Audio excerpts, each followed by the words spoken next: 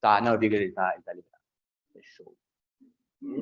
Entrando aí. Bom dia, então, bonitos. Vai entrando aí. Olha que loucura, né? Para quem tá aqui com nós desde março, alguns estão extensivo, última aula do ano. Que triste, né? Vai que o meteoro caia na Terra agora, dia 31 de dezembro, não tem mais aula. Acho que não vai cair ainda, né? Então a gente vai se ver mais vezes. Eu adoro a depressão, tá? Bonitos, alegria. Olha só, dia 14 de janeiro tá chegando. Hoje é a nossa última aula do ano, mas é penúltima do curso. Que a gente volta para uma semana de aula, ali de 2 a 3, 4, 5, até 6, antes da semana de pré-provas, tá? Então, hoje eu venho com vocês. Hoje é a nossa penúltima aula do curso. Que curso? Revisão, né? Revisão URGS. A gente vê hoje idade contemporânea, quando eu voltar no dia 4 de janeiro, idade contemporânea de novo. Essa é a ideia. Tio Davi tá vindo com você, Brasil, Colônia, Império, República. O senhor Demetrios me disseram, tá vendo com vocês atualidades. Seria o pós-União Soviética, o pós-Guerra Fria, o pós-fim do Bloco Socialista Europeu. Onde é que eu vou ver com vocês? Ver de hoje, da Revolução Francesa, até o fim da Guerra Fria. E o Demetrios vê o restante. Ah, eu tenho que saber o impeachment do presidente lá do Peru? Não, tá, a prova já está feita, tá? Mas é claro, assim, guerra da Ucrânia, caso Ucrânia e Rússia, começou em, se não me engano, agora foi 27 de fevereiro, né, ou 24 de fevereiro, possivelmente vai ser a questão número 15 da prova, tá? Porque a URGS é em ordem cronológica, era da 1 a 25, agora da 1 a 15. Atenção para a questão número 15, tá? A aula do professor Demetrios não falte. A questão número 15 vai ser uma super atualidade, ou da Europa ou da América, tá? Então não se esqueçam. Mas, bonitos, online nós temos muito trabalho. Então, vi contigo idade antiga, vi contigo idade média, vi contigo idade moderna, e hoje começamos a... Vou colocar no teu caderno bonitinho aqui, né? A ID contemporânea, tá? Não é tanto só o grosso da prova, tá? Idade moderna cai também, idade antiga cai, tá? Agora é 15 questões, e dificulta um pouco mais a tu dizer que isso aqui é o grosso da prova, tá? Relativo. Agora, se tu pensar que Brasil Império e Brasil República tá aqui dentro, né? O próprio período joanino, que vai de 1808 a 1821, até a regência do Dom Pedro I, bom, a história do Brasil todo, do período joanino, também tá aqui dentro. O Brasil Império tá aqui dentro, o Brasil República tá aqui dentro. E a história geral da Revolução Francesa até os dias de hoje. Vamos lá, sem muito tempo a perder. Então, só para deixar claro, nenhuma prova vai disso para ti, mas ela vai de 1789, tradicionalmente, a Rev francesa, até, não sei, até tiver uma reunião de historiadores, né, uma conferência de historiadores, para definir quando é, se vai ter. Em 2001 foi interessante, quando teve lá aquela das torres, se achou que iria se criar uma outra idade. Mas não é assim, né? A coisa não é assim tão rápida. Bonitos, vamos lá então. O que nós vamos ver hoje? Hoje nós vamos até, eu estou pensando, a Primeira Guerra Mundial. Nós vamos falar bastante de século XIX, que às vezes os alunos não dominam tanto. O que é Congresso de Viena? O que foram as revoluções de 1830 e 48 na França? O que foram unificações tardias na Itália e na Alemanha? No Enem não vai aparecer, na URGS pode aparecer, tá? Então vamos ir hoje, pelo menos até a Primeira Guerra Mundial. Quando eu voltar lá no dia 4 de janeiro, eu vejo com vocês o restante até o fim da Guerra Fria. Deixa eu só me organizar nas minhas canetas, tá. Fazer os conteúdos sempre com rosinha bonitinho. Vamos lá então, Revolução Francesa, para revisar, bonitos. Curso revisão, né? Da Rev francesa, sempre importante, sempre pode vir um ano, pode repetir no outro ano também. Fernando, o que eu tenho que manjar da Revolução Francesa? Primeiro, básico. É a principal revolução contra o antigo regime. Não é a única, não é a última, então cuidado, não é a única, não é a última, mas essa aqui é a principal revolução contra o antigo regime. O que é antigo regime? Aí lembra do que tu já estudou de iluminismo. Embora eu disse para ti na aula da semana passada, minha memória é muito boa, tá? Mesmo quando eu bebo de noite, tá? A memória continua ficando boa. Disse para ti semana passada, tá? Iluminismo deve não cair agora, porque já caiu no URGS 2022 uma questão só para iluminismo. Agora, é claro que ele cai, como é que a gente pode dizer, por tabela em outros assuntos. Então, o que porra é antigo regime? O absolutismo na política, o mercantilismo na economia. Qual foi a revolução contra o antigo regime mais famosa? Essa aqui. Qual foi a primeira? As inglesas. Puritana, gloriosa, o Bill of Rights. Mas essa aqui é a mais famosa. Aí vamos ver uma questão de fases, tá, bonitos? Algumas fases dessa revolução que poderia aparecer lá da letra A à letra E na prova, ou num verdadeiro ou falso, para você só saber distinguir o que aconteceu nas fases principais da Revolução Francesa. Esse evento vai mais ou menos, de 1789 até o Napoleão tomar o poder, em 99. 10 anos. 10 anos que o pau quebrou lá na França. A Marselhesa, que tocou domingo agora na final da Copa, não tem nada a ver, como alguns dizem, porque a colonização... E o pessoal agora no Instagram, né, a esquerda, assim, para ficar lacradora, sou contra a colonização. Como se a Argentina fosse um exemplo, né, de respeito étnico, né? Tudo bem. Cuidado, tá? O hino da França não tem nada a ver, tá, com a colonização, tá? O hino da França é aqui, tá? Cuidado com isso. Aí vamos lá. Senhores, fases. Hoje eu tô toda, tá? Fases. O que tem que manjar? No mínimo 4, tá? No mínimo 4 fases básicas. Primeiro, o início da Revolução Francesa, que é a tal da Assembleia Nacional, quando vão tirar lá a queda da Bastilha, o rei perde poder, mas ainda não perde a cabeça, cuidado. A queda do Muro de Berlim foi o fim do bloco socialista como um todo? Não. A União Soviética só caiu em 91. Então, não é porque o evento começa que tudo é na mesma época. Então, aqui, repetindo, Assembleia Nacional. Aqui que eu quero que você guarde... Dia 27. Não. Isso aí, cuidado. Aí, Assembleia... Não, espera um pouquinho. Senhores, aqui vai voltar o seguinte, tá? A declaração dos direitos do homem e do cidadão. A Declaração dos Direitos do Homem e do Cidadão. Aqui um documento bem importante, porque falei para ti na semana passada, 3 documentos marcam o nosso mundo ocidental. O Bill of Rights, a Declaração de Independência dos Estados Unidos e a Declaração dos Direitos do Homem e do Cidadão. Não é a Declaração Universal dos Direitos Humanos?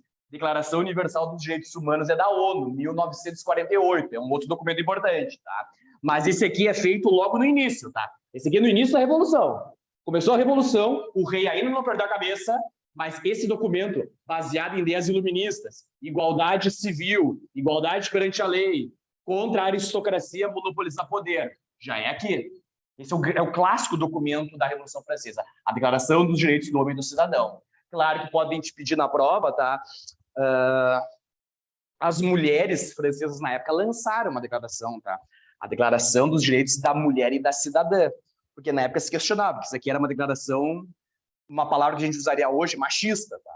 Então se fez na época uma declaração da mulher e da cidadã, mas claro que pelo contexto da época acabou não tendo tanta expansão nas suas ideias. Esse aqui ficou mais famoso do homem. E lembrem, olha só, bonitos, olha o iluminismo aqui na tua frente, tá? Essa palavra, o que os seres humanos eram lá no antigo regime, o que eles eram lá no absolutismo? Eles eram súditos. Agora, tu é cidadão, tem direitos e deveres, mas tem direitos. Então, importantíssimo documento aqui. Depois, a 2, a Convenção Nacional, que é a fase mais famosa, o Robespierre, os jacobinos no poder. A Convenção Nacional. Falou da fase da Convenção Nacional, é a tal da época do terror. Não foi só porra louquice, tá? Não foi só porra louquice. Mas a questão da guilhotina, claro, ela foi mais usada aqui. Então, Convenção Nacional, repito. O que é isso aqui? Os jacobinos no poder. Cuidado. Os jacobinos eram socialistas. Não. Os jacobinos eram a esquerda da Revolução Francesa? Eram. Então como é que eles não eram socialistas? Que nem tinha socialismo aqui ainda, né? Os jacobinos eram a esquerda, se tu compara com o outro lado, que vai assumir aqui na terceira fase, o diretório. Se tu comparasse jacobinos com os girondinos, aí os jacobinos eram a esquerda. Só que os jacobinos era assim, ó. Era o dono do Armazém Souza, do Parque dos Maias, tá? Um pequeno burguês, tá? Já o girondino era o dono do Itaú, do Bradesco, tá? Mas era tudo burguesia na época. Isso aqui foi uma revolução burguesa. Revolução Francesa, Revolução Burguesa. Mas tem uma burguesia um pouco mais ligada ao povão, tem uma burguesia mais ligada a ficar gastando dinheiro, né? E foda-se o povo. Então, aqui é os jacobinos no poder, que acabaram se excedendo na guilhotina, esses excessos dos jacobinos, a época do terror.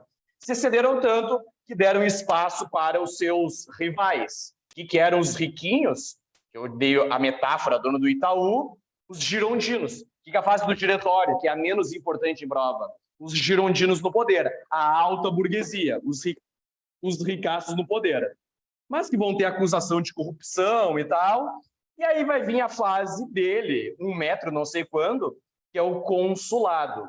Lembra como é que começa a Revolução Francesa? Queda da Bastilha e Declaração dos Direitos do Homem e do Cidadão. Como é que termina a Revolução Francesa? Com o Napo no poder. Que é que vai 10 anos de caos. Ou tinha guilhotina ou não tinha guilhotina, ou é corrupção, não tem corrupção e tal. No final, quem estabiliza a conversa é o militar chamado de Napoleão Bonaparte. Vejam como a Revolução Francesa vai desaguar na história do Brasil, né? Bonaparte. Porque esse fulano, depois, ali em 1807, invade a Península Ibérica e em 1808... Só para ver se vocês estavam atentos. Bonaparte. Não é fácil, né? Falar e escrever ao mesmo tempo. Bonaparte, tá? Veja como deságua na história do Brasil, né? Porque depois, quando ele invade em 1807 a Península Ibérica, acaba vindo para o Brasil aqui a família real, né? Então, essa história francesa vai acabar desaguando, querendo ou não, na própria história do Brasil e como é que foi a nossa independência. Guarda bem isso aqui. Fernando, só para deixar mais claro ainda. No final, tá, o primeiro documento é a Declaração dos Direitos do Homem e do Cidadão. Sim, documento importantíssimo esse. É tipo lá, tu viu comigo na Idade Média Oriental, o Justiniano, no Império Bizantino, o Corpus Juris Civile. Tá? Tem documentos marcantes da história da humanidade.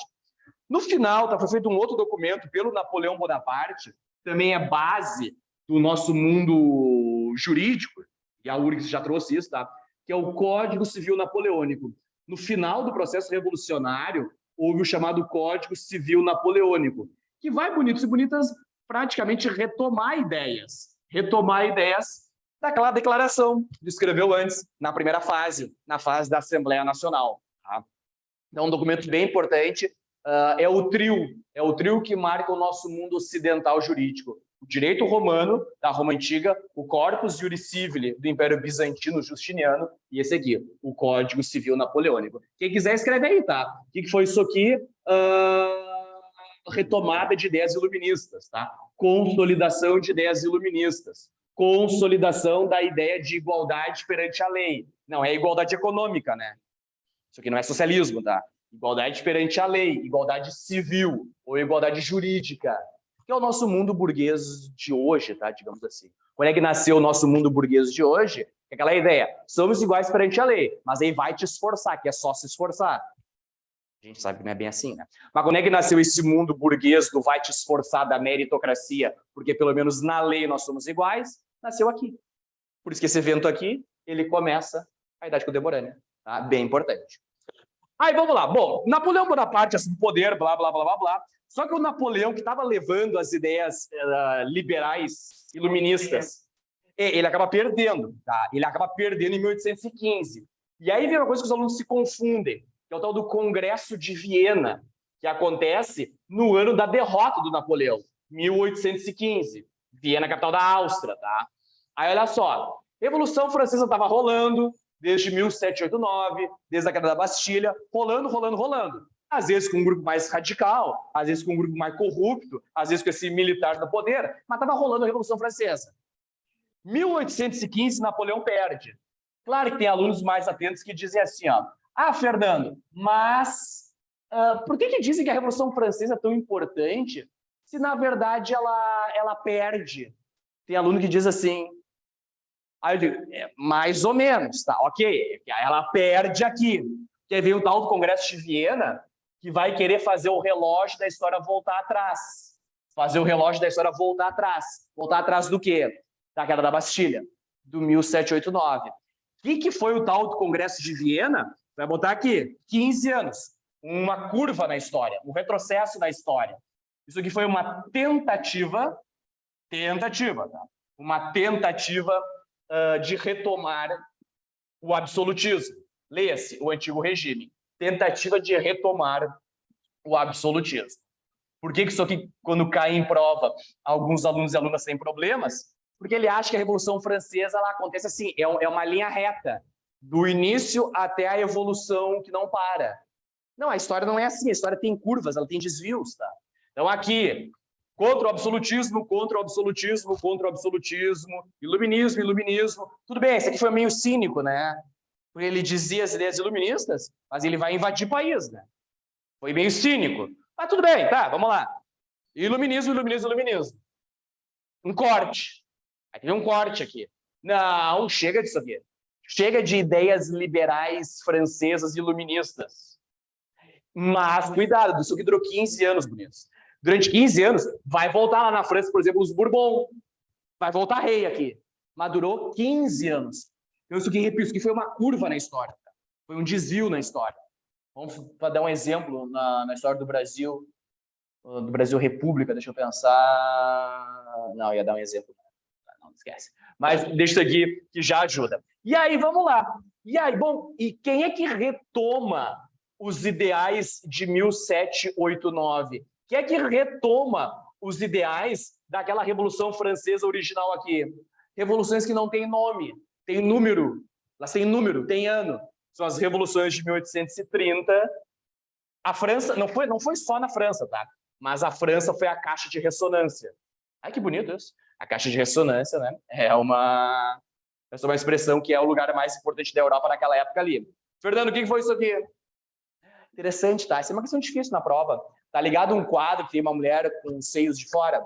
A Liberdade Guiando o Povo. Aquele quadro, ele não é pintado aqui, nessa época mais tradicional das 4 fases. Aquele quadro, Eugène Delacroix é o pintor, A Liberdade Guiando o Povo. Aquele quadro é daqui.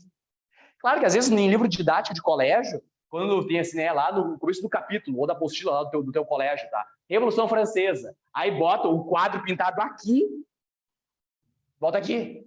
Mas aquele quadro não é daqui. É tipo assim, tu dá uma aula de primeiro reinado e botar lá o quadro Independência ou Morte. Aquele quadro é do segundo reinado. Mas aqui, então, por exemplo, é pintado o quadro mais famoso, A Liberdade Guiando o Povo. E aí fica claro, o que faz essa nova leva? O que essa nova leva que faz? Ela retoma, e agora praticamente vai ter outras curvas na história, tá? Vai ter um sobrinho do Napoleão no poder, tá? Mas no geral, tá? Grosso modo, tá, Bruno? Isso aqui, grosso modo, isso aqui retoma ideais liberais iluministas.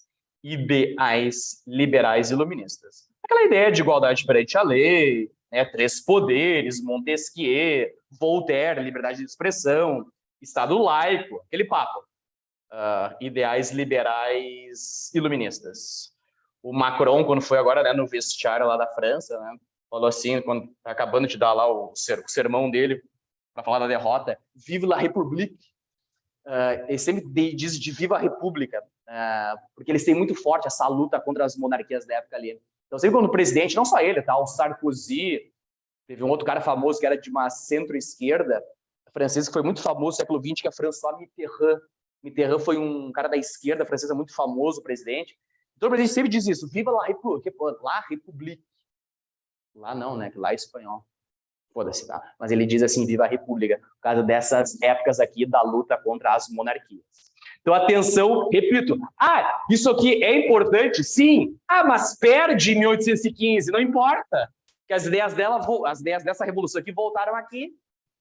Isso aqui, claro, no colégio, por que no colégio fica estranho? Porque no colégio, geralmente, tu acaba da derrota do Napoleão, né? No colégio não se explica que essas ideias voltaram depois. Voltaram aqui, nesse momento. Então, guarde isso que é importante.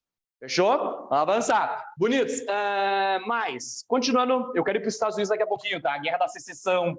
Mas vamos ver, na Europa, unificações tardias. Olha só. Unificações tardias. Países que surgem, que demoram para surgir e vão ter influência no neocolonialismo. Vão ter influência na Primeira Guerra Mundial. Por que que no início da Primeira Guerra Mundial, Itália e Alemanha estão do mesmo lado? Não tem nenhuma coincidência, né? Que no início, Itália e Alemanha estão do mesmo lado. Então, bota aqui um outro assunto. Para a URGS, não tão necessário, perdão. Para o Enem, não tão necessário, mas para a URGS pode aparecer. E aqui seria uma questão difícil da prova, tá?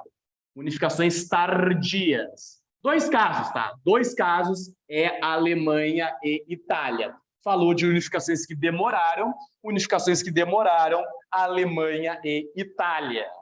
Vamos ver só alguns casos, alguns eventos paradigmáticos, tá? Uma acontece em 1870 e outra em 1871. Tá? O caso da Itália é o primeiro. Foda-se, tá? É no mesmo momento. Da Itália, o que tu vai ter que guardar para mim aqui, tá? Da Itália, bonitos, quem é que lidera o processo de unificação da bota com o salto alto lá? Não é o reino, né, da Titília, né, da Sicília, lá do poderoso chefão, tá? Aqui é o reino de Piemonte e Sardenha.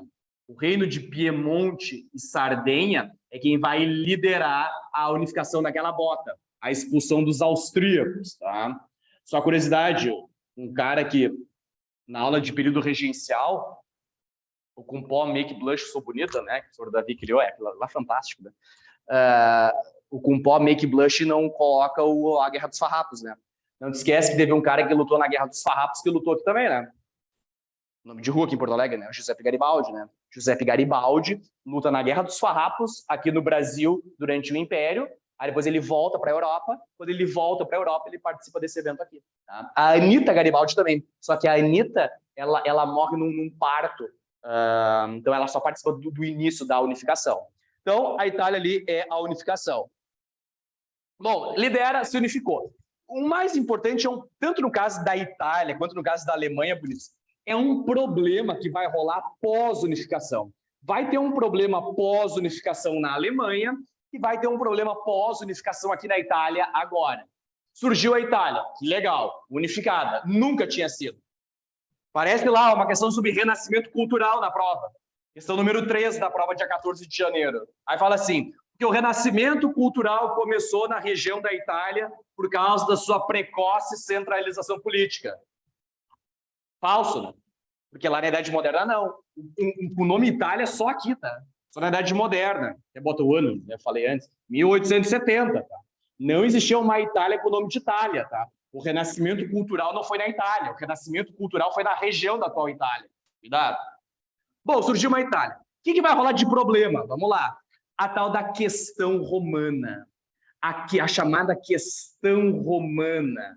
O que foi isso aqui? Teve alguém lá na cidade, em Roma, na capital, na verdade, desse país, que não vai gostar dessa unificação. Que vai pensar assim, essa unificação para mim não é boa, porque essa unificação pode virar o tabuleiro de xadrez. Eu posso perder terras. A Igreja Católica foi contra isso aqui, tá? Então, o que foi a tal da questão romana? A briga do governo, que surgiu na época, tá? Versus a Igreja. No caso, a Igreja Católica Apostólica Romana, tá? Então, vamos pegar no pau. Não é que vai ter guerra, né? Porque a Igreja não vai ter essa coragem. Mas os papas vão se dizer em cárcere privado durante muito tempo lá na cidade de Roma. Quem é que vai resolver isso aqui? Só um cara que nós vamos ver lá em janeiro de 23, na aula de revisão, na última. Só Benito Mussolini, o fascista Mussolini, é que vai resolver isso aqui, porque ele vai pensar que é bom ter o apoio da Igreja para facilitar o próprio domínio na Itália. Mas durante 60 anos, de 70 até 29, quase 60, né? Né? Minha matemática é indigente. Vamos lá. Durante quase 60 anos, os papas estavam se dizendo, né, sequestrados lá em Roma. Aí o Mussolini, em 1929, o mesmo ano, por coincidência, da crise, vai fazer um tratado que vai criar o Vaticano. Tá? O Vaticano ele é criado quando acabar esse problema aqui. Mas durante meio século, ficaram brigando o novo governo do país unificado e a Igreja Católica. Vai para a Alemanha, vamos embora. Alemanha um ano depois. Quem é que lidera o caso da Alemanha e qual o problema na Alemanha? Vamos fazer aqui a mesma conversa numa aula de revisão. A Alemanha se unifica mesmo um ano depois, é o final do processo, é 71 do século XIX aqui. Quem lidera não é a região de Hanover, a região da Baviera, tá? Quem lidera é aquele lugar famoso que vocês veem, por exemplo, no conteúdo Guerras Napoleônicas, que vai se juntar com Inglaterra, Áustria e Rússia para derrotar o Napoleão. A Prússia. A Prússia é a região que lidera a unificação da Alemanha. Então, a Prússia seria a atual Alemanha. Quem olhar o mapa, tá, às vezes, quando a gente vai olhar o mapa mesmo após a unificação, bonitos, continua existindo uma Prússia Oriental, tá? Mas não vou entrar nisso aqui, tá? Mas, no geral, a Prússia, que interessa mesmo, foi aqui. Quando surgiu a Alemanha, esse nome caiu fora, e aí passou a ser a Alemanha com o nome de Alemanha. Bom, o país surgiu. 1871, surgiu uma Alemanha. Ah, Martinho Lutero fez a reforma luterana na Alemanha. Não. Martinho Lutero fez a reforma na região do Sacro Império Romano Germânico. Isso aqui teve vários nomes antes, né? Aqui vai ser a época do... Apesar... Só um cuidado. Até a prova não vai pedir isso, mas vamos lá, tá? Aqui surgiu a Alemanha com o nome de Alemanha, pela primeira vez. But, aqui é o segundo Reich, tá? De acordo com os filhos da mãe dos nazistas, né? Porque eles seriam o terceiro, né? O primeiro Reich não seria quando a Alemanha era Alemanha, seria na época do Sacro Império Romano Germânico, tá? Mas, com o nome de Alemanha, aqui é a primeira vez. Vai virar a monarquia daquela cerveja maravilhosa, bem quente, que é a Kaiser, né? Aqui vai surgir os Kaisers como imperadores. Bom, vai ter problema. Qual é o problema que tu vai ter que saber aqui? Igreja? Não. Para surgir uma Alemanha, teve uma guerra, tá? Contra um país. E aí, a guerra desse país, a Alemanha até vai vencer. Só que esse país vai ficar puto. E aí, quando tiver lá o fim da Primeira Guerra Mundial, tiver o Tratado de Versalhes, como é que tu entende o Tratado de Versalhes no fim da Primeira Guerra Mundial? Entendeu isso aqui? A França vai perder territórios quando a Alemanha se unificar. A Alemanha vai dar um pau na França. E aí surgiu a Alemanha. Só que a França vai ficar puta com isso. Durante 7, 18. Vou fazer o cálculo, né? 40 e pouco. Tá, faz o cálculo aí. Aí a França vai ficar puta. Quando acabar a Primeira Guerra Mundial, o que ela vai fazer? Ah, lembra? Quando tu surgiu, tu tirou territórios meus? Te faltava da Alsácia a Lorena? Agora eu quero de volta. Lembra quando vocês surgiram no Palácio de Versalhes? Porque quando a Alemanha surgiu, ela quis humilhar a França. A Alemanha surgiu no Palácio de Versalhes. Tá? Teve um outro Tratado de Versalhes antes. Então, essa briguinha, tá, não começou na Primeira Guerra Mundial, começou antes. Claro que depois a França vai ser invadida na Segunda Guerra Mundial, né? Então, assim, hoje eles são bem parceiros. Hoje eles são o núcleo duro, né? O núcleo duro da União Europeia, esses dois. Mas quando é que começa isso? Pós-Segunda Guerra Mundial. Aí sim. Mas daqui até a Segunda Guerra Mundial, eles se odiavam, né? Embora aqui dentro tivesse alguns canalhas nazistas colaboracionistas, né? Tinha colaboracionistas aqui, né? Mas, pelo menos, o governo tendiam a ser contrários um ao outro. Então, guarda bem. Fernando, e por que eles vão estar juntos no início da Primeira Guerra Mundial? Porque eles se unificam depois, eles vão sair na colonização da África e da Ásia depois. Por isso, tá? Mas antes de ver neocolonialismo, que daí eu vou colar com a Primeira Guerra Mundial e encerrar a aula de hoje, bonitos, vamos cruzar o Oceano Atlântico. Vamos cruzar o Atlântico, vamos para os Estados Unidos? E olha só, vamos ver a questão... Eu vou ver duas. Vou ver a América Espanhola e os Estados Unidos. Vai dar tempo. Eu quero botar uma coisinha da América Espanhola, até porque a URGS, ali tem um núcleo de professores da área da América bem forte, e sempre tem pintado na prova. Vamos lá.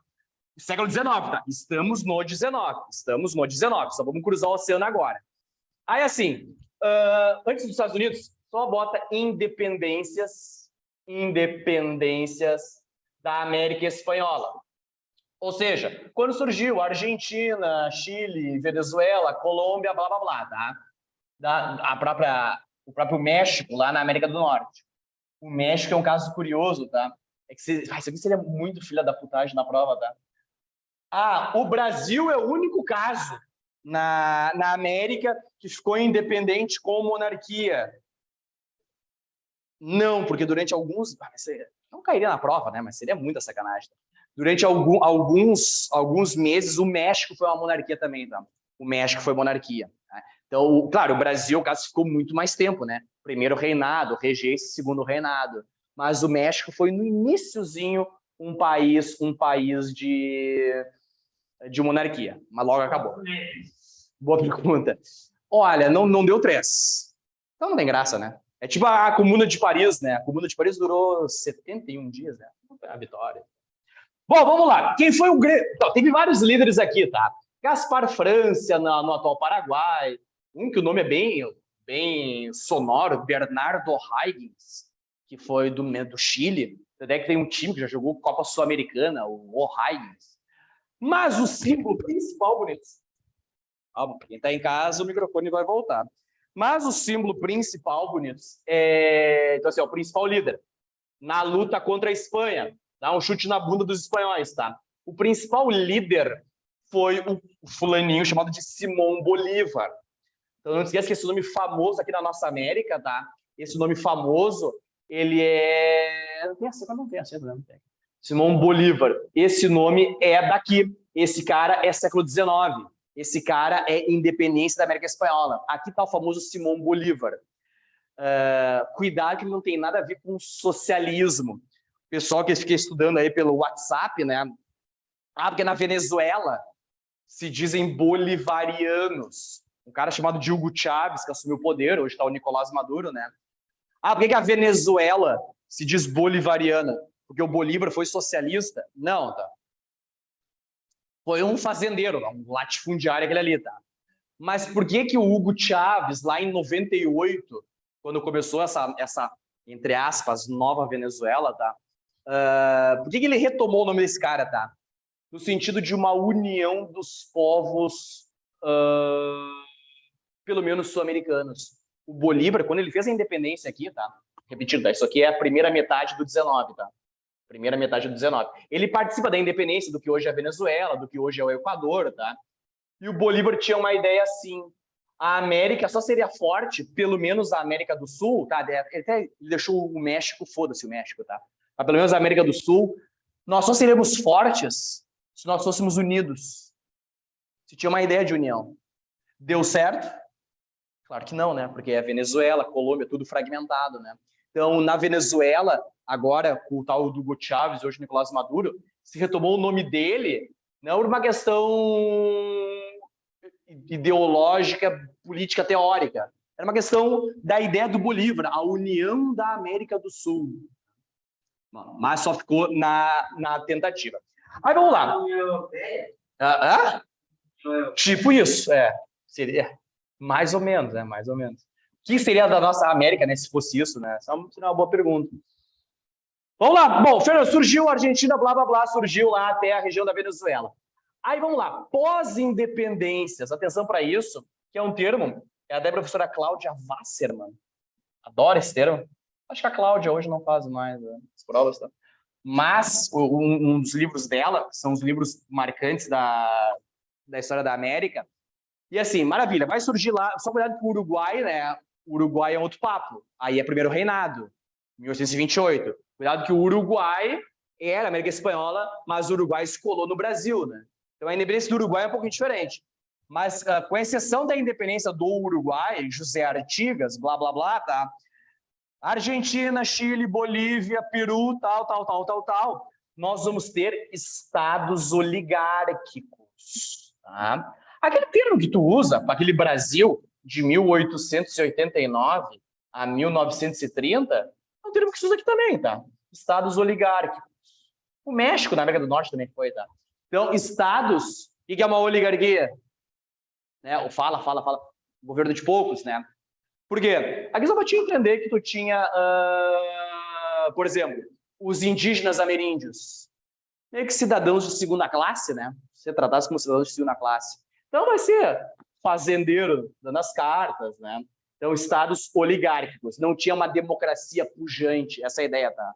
Não foram estados, foram exemplos de democracia logo no seu início. Fosse a Argentina, a Colômbia, o Peru, o Chile, o que seja. O próprio México também, tá? O México vai ter um ditador chamado de Porfírio Dias. Isso é um canalha lá, tá? Mas, bom, beleza, guardou aí. Vamos para os States, vamos lá. Vamos para o United States. Século XIX. Hoje, a nossa aula praticamente é século XIX. Vamos para o ZEUA. Aí depois eu vejo neocolonialismo, Primeira Guerra Mundial e te desejo Feliz Natal. Não vai encher o cu de panetone, né? Cuidado. Estados Unidos, senhores. O que é mais marcante Mais marcante? Acho que tá certo, né? O que é mais marcante na história desse século XIX, desse país aqui, que surgiu no século XVIII, lá nas 13 colônias, o 1776, de 19, não há dúvida. O mais importante é a Guerra da Secessão. Lembrem, tá?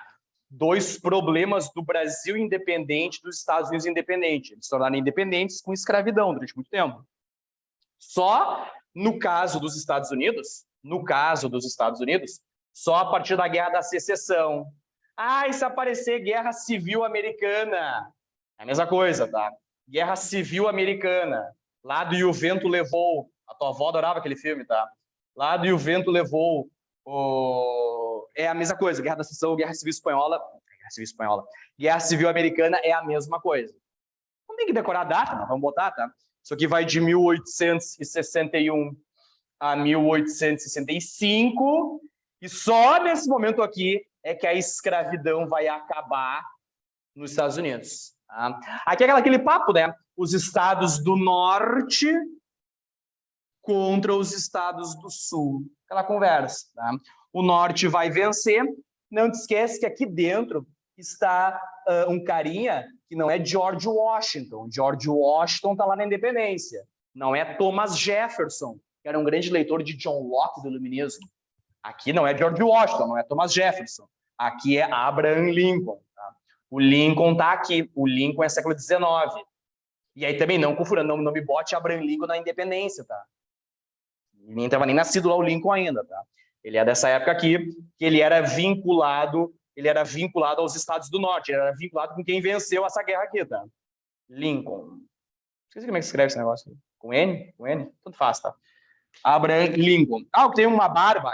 Que eu vou lá em Washington, ele tá lá sentado numa cadeira? Ele lá Abraham Lincoln. Ele é assassinado no decorrer aqui do negócio, mas as ideias dele vão acabar, né, praticamente frutificando, porque vai acabar a escravidão dos Estados Unidos. Tem 3 nomes, né, clássicos nos Estados Unidos para cada século. Século XVIII, George Washington. Século XIX, o Lincoln. Século XX, o Roosevelt. Então, cuidado que é cada um em séculos diferentes, tá? São séculos diferentes. Tá, ok, o Norte venceu. Qual é a principal consequência? Na hora da prova da URGS, nos últimos 10 anos, caiu 2 vezes já. O que é o mais importante aqui é tu saber a consequência principal. E aqui foi o fim da escravidão. Não é o fim, né, do preconceito, né, dos supremacistas que tiveram a coragem de canalha lá em 2017 nos Estados Unidos, né, em Charlottesville, né, de sair, e já era governo do Trump, né, que ele ganhou em 16, assumiu em 20 de janeiro, lá em janeiro 20 de 17, né. Então você sabe que tem problemas, né, do racismo nos Estados Unidos, mas o sistema de trabalho, o fim foi aqui, tá? O fim da escravidão. Na Guerra da Secessão, no fim da Guerra da Secessão, no fim da Guerra Civil Americana. Foi aqui. Aí, a tal da Ku Klux Klan, né? A tal da Ku Klux Klan, não é só ela, tá? Tem outras, tá? Mas em estados do Sul, que vão ficar com um sentimento de revanche, tá? Na parte do Sul dos Estados Unidos, vai se criar a Ku Klux Klan, nesse contexto aqui. Então, cuidado, tá? Ela é Ku Klux Klan, né? Ela não é da independência, tá? Ela é aqui da Guerra Civil, ela é aqui da Guerra da Secessão. Aquele sentimento, né? Fiquei puto porque eu perdi. Não, nós vamos continuar com o nosso racismo canalha. E aí eles vão criar a Ku Klux Klan aqui. Não me bote Martin Luther King aqui, tá? Martin Luther King é século XX, tá? Não me bote Malcolm X aqui. Malcolm X é século XX. Cuidado, que os Estados Unidos têm muitos nomes importantes, mas eles são em momentos diferentes. Credo, passa muito rápido. Vamos lá. Bonitos, para terminar. A duplinha agora. Neo e Primeira Guerra. Imperialismo e Primeira Guerra ou neocolonialismo e Primeira Guerra Mundial. Vamos que vamos. Vamos cruzar o 19. Vamos cruzar o 19 em direção ao século 20. Então, hoje, nossa última aula do ano, tivemos uma overdose de 19, 1800 e alguma coisa. Tá? Tivemos uma overdose do século 19 hoje. Vamos fazer a transição. Vamos, então, ver aqui o tal do neocolonialismo e ele sempre dá o gancho para irmos para a Primeira Guerra Mundial. Tu não entende a Primeira Guerra Mundial se tu não entender esse evento aqui. Pode aparecer com o nome de neocolonialismo ou imperialismo. Pode aparecer esses 2 nomes aqui. O que é neocolonialismo? para diferenciar da Idade Moderna, para diferenciar do que aconteceu lá na América, tá? Lá no colonialismo, no Velho, na América, líderes, Portugal e Espanha. Aqui, Idade Contemporânea, na África e na Ásia, líderes, França e Inglaterra, os que mais tiveram colônia, tá? Repetindo, tá? Aqui, África e Ásia. A Oceania também, mas não importa. África e Ásia, líderes que mais tinham colônia, França e Inglaterra. Não eram os únicos. A Bélgica tinha, que a Bélgica fez na região do Congo, foi um absurdo. A Holanda tinha o apartheid na África do Sul, ele começa com a Holanda, não começa com a Inglaterra. Depois a Inglaterra mantém o sistema, até porque o nome apartheid mesmo, quando vier a independência, tá? Mas quem começa o sistema de exclusão na região da África do Sul foi a Holanda primeiro, tá? Mas, bom, tem muita coisa importante aqui. Vamos numa aula de revisão trabalhar algumas coisas para a URGS, tá? Que a URGS já trouxe, assim, nos últimos 15 anos, tá? Primeiro, o que é a tal da Conferência de Berlim, tá? Conferência de Berlim. E aí, cuidado com o nome, tá? Ah, é Conferência de Berlim. Então, a Alemanha foi beneficiada para ter mais colônias. Não, só foi em Berlim, tá? Sei lá, né? Bota o Liverpool jogar contra o Aimoré, né? Aqui no estádio do Aimoré. Ah, o Aimoré tá jogando em casa, não importa, vai perder, né? Então, Conferência de Berlim foi na Alemanha, mas não foi ela que vai ter as maiores colônias. Tá? Quem é que tinha pressão diplomática na época? França e Inglaterra. Mas vamos lá, primeiro só vamos dizer o que foi. Berlim foi para dividir a Ásia, para dividir a África. E a África, tá? Isso aqui foi o famoso caso, aparece chave, assim, tá? A África como um bolo. A África como um bolo, sendo dividida. Esse vendo aqui, de Berlim. Isso que foi a chamada partilha da África, tá? Ao bel prazer das potências imperialistas europeias. Então, a partilha da África. A Ásia também foi partilhada, tá? Mas a Ásia não teve uma conferência específica. Isso aqui foi a coisa assim mais explicitamente ordinária, né? Porque assim, tu botou o mapa assim, né? Bota lá na mesa, bota o mapa assim, né? Aí tu vai dividindo lá, entre França, Inglaterra, que foram os que mais tiveram, né? A Alemanha vai ter alguma coisa, a Itália vai ter, a Bélgica, a Holanda, o próprio Portugal, regiões, por exemplo, hoje que são Angola e Moçambique, região da Espanha. Tá? Então, esse evento fez isso aqui. Agora, cuidado, quem é que mais teve regiões? Não foi a Alemanha, foi a Inglaterra e a França. Então, guarda Berlim. Bom, mas, senhores, aqui já tinha tido iluminismo. Aqui já tinha tido Revolução Francesa. Aqui já tinha tido a volta, revoluções de 1830 e 48. Não dá para dizer aqui, não, a gente via para estuprar mesmo. A gente via para roubar mesmo. Não dá para dizer isso. Lá no velho colonialismo na América, até podia. Aqui pegava mal. Então, se criou uma conversa na época, né, dos europeus para invadir África e Ásia, que era o quê? A missão civilizatória, ou a ação civilizatória. Esse pode, né? Missão civilizatória. Eu sempre falo isso nas aulas, né? Já deve ter ouvido eu falar isso para vocês. Fora futebol, tá? Tu viu que eu me irritei, né? O pessoal lá no Instagram querendo andar. Mas fora futebol, tá? Porque eu acho que futebol é se o time jogar melhor ou não. Mas para e pensa o que os europeus já fizeram do mundo. Para e pensa, cara. O que esses loucos já fizeram, né? E aí aqui, não, nós vamos levar a civilização para a África, nós vamos levar a civilização para a Ásia, tá? Para a região da Indochina, o que hoje é Vietnã, Laos, Camboja, Tailândia. Nós vamos levar lá a civilização. Para quê? Isso aqui foi uma maquiagem, bota entre aspas, tá? Pelo amor de Buda, tá? Entre aspas, né? Missão civilizatória. Então isso aqui foi uma maquiagem para a ideia de explorar recursos da África e da Ásia. Então, os europeus se disseram em missão civilizatória. Tá? É mais ou menos como o pessoal lá do Getúlio Vargas criar o termo República Velha, que veio antes do Vargas. Não foi só coisa velha lá, tá? O pessoal do Vargas queria se mostrar como o melhor de tudo. Então, missão civilizatória aqui. Resistências, vamos lá, tá? Atenção, resistência no sentido de enfrentar, não de suportar, tá? Fernando, Qual foi a guerra contra os europeus mais famosa aqui? A África foi invadida, a Ásia foi invadida, mas vai ter resistência? Vai ter várias.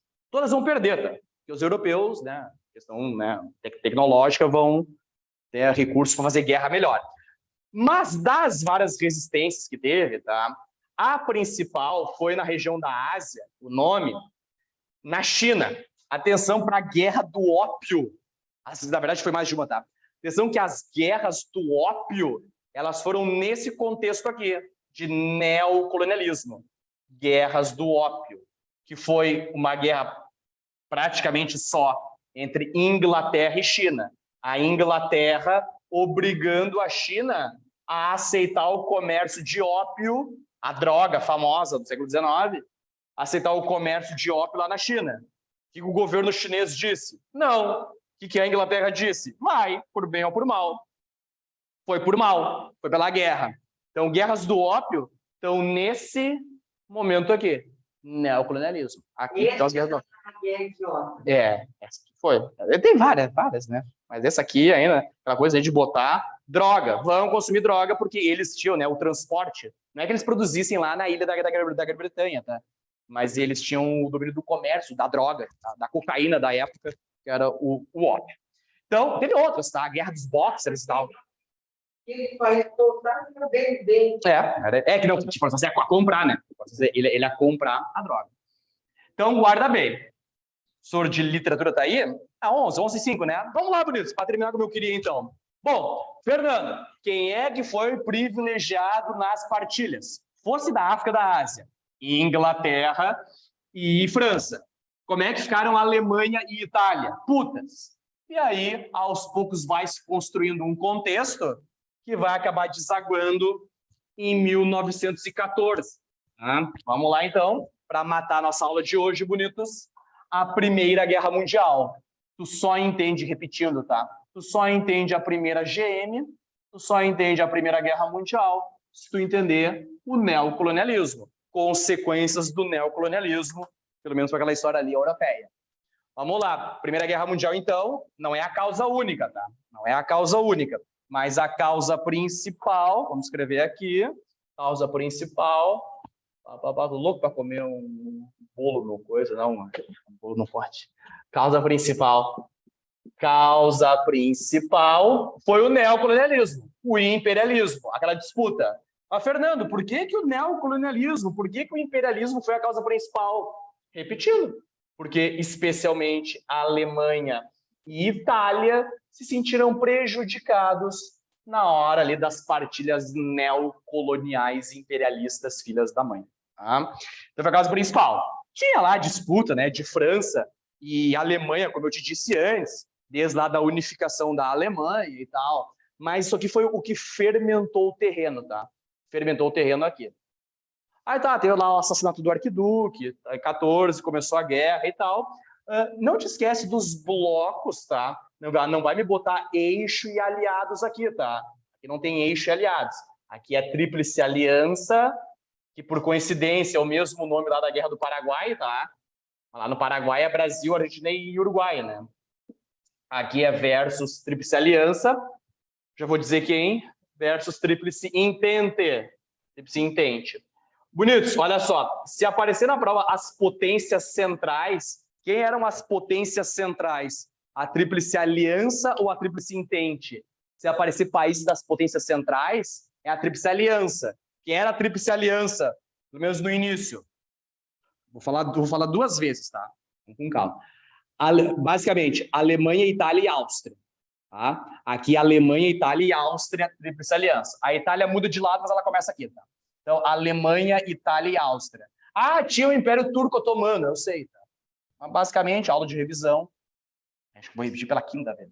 Alemanha, Itália e Áustria. Na Entente, bonitos, no início, Inglaterra, França e Rússia. É mais ou menos o pessoal lá dos aliados na Segunda Guerra Mundial. Mas aqui não é aliados, aqui é Tríplice Entente. Entente. Vem a palavra do francês, que era união. Então, começou com Inglaterra, França e Rússia. A Rússia se retira da guerra pela Revolução. e os United States entram aqui, tá? Os United States entram aqui. Atenção que nessa Primeira Guerra Mundial, vamos aprofundar um pouco, tá? Para sair de resumo, né? Se é para ficar estudando resumo, não vem para aula aqui, né? Atenção que aqui, senhores, teve o uso de armas químicas, tá? Teve o uso de armas químicas em campo de batalha. Na primeira. Na segunda, não teve em campo de batalha, porque se entendeu, pela experiência da Primeira Guerra Mundial, que seria contraproducente usar arma química em campo de batalha. Já pegar tu mesmo que tocou arma química, né? O gás lá venenoso. Mas na primeira, né, que vai de 14 a 18, aqui teve o uso de armas químicas. Já apareceu foto, não na URGS, tá, mas não vamos lembrar qual outro vestibular, né? De um soldado com uma máscara para evitar, né, a contaminação. Aquilo é contexto de Primeira Guerra Mundial. Armas químicas que foram usadas. Sempre tem aluno que pergunta, qual arma química? Não sei, não é o agente laranja, né? O agente laranja é a guerra do Vietnã. Mas teve armas químicas aqui. Bom, quem é que vai perder? Para terminar a aula, vem literatura aí, bonitos. Quem perde? A aliança. Essa aqui perde, essa aqui win. Venceu, tá? No Mortal Kombat. Win. Não te esquece, daí no final tem o Tratado de Versalhes mais famoso. Teve vários tratados com o nome de Versalhes, tá? Mas o tratado mais famoso é aqui. Ao final dessa guerra, é assinado. O nome genérico do tratado. Que são assinados lá no Palácio, né? Isso. São assinados lá no Palácio, na França. Aqui foi um tratado, basicamente, contra a Alemanha. A Áustria sofreu um outro tratado, tá? Esse aqui tinha um foco, a Alemanha. Contra a Alemanha. E aí, do revanchismo francês, que surgiu lá em 1871, do revanchismo francês, aí aqui a Alemanha perde, a Alemanha sofre os artigos rígidos do Tratado de Versalhes, aí agora muda o revanchismo. Agora vem o famoso, isso que tu viu no colégio, né? O revanchismo alemão, que os nazistas vão saber explorar o discurso para tomar o poder. Não foi só por isso, né? Mas para tomar o poder lá em janeiro de 33. Então, o revanchismo alemão nasce aqui. Tá? Então, não te esquece desse tratado, não me bota lá nas guerras púnicas, Roma contra Cartago, né? Guerras médicas, Grécia contra Persas. Isso aqui é aqui. Cuidado. Senhores, mais importante no Natal, tá? Não vai fazer briga com a família, tá? Sem briga com a família, tá? Tenham um bom Natal com vocês. Não comam demais. Estuda e a gente se vê. Beleza? Cuidem-se. Digam tchau. Tchau. Valeu.